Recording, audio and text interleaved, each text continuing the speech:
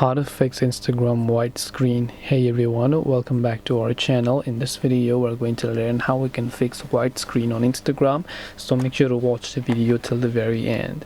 Now if you want to fix the white screen issue on Instagram, it's actually quite very simple to do so. All you have to do is open up the Instagram application here. Once you do this, what you have to do is, let's say if you're having issue with Instagram app, nothing is loading, just a white screen. First, make sure your internet connection is stable, so make sure you're connected to a proper internet connection. After you've done that, you can simply long press on the Instagram app icon here, and then tap on the app info option, go to storage and cache, clear cache, and if you can also try to clear the Instagram app's data.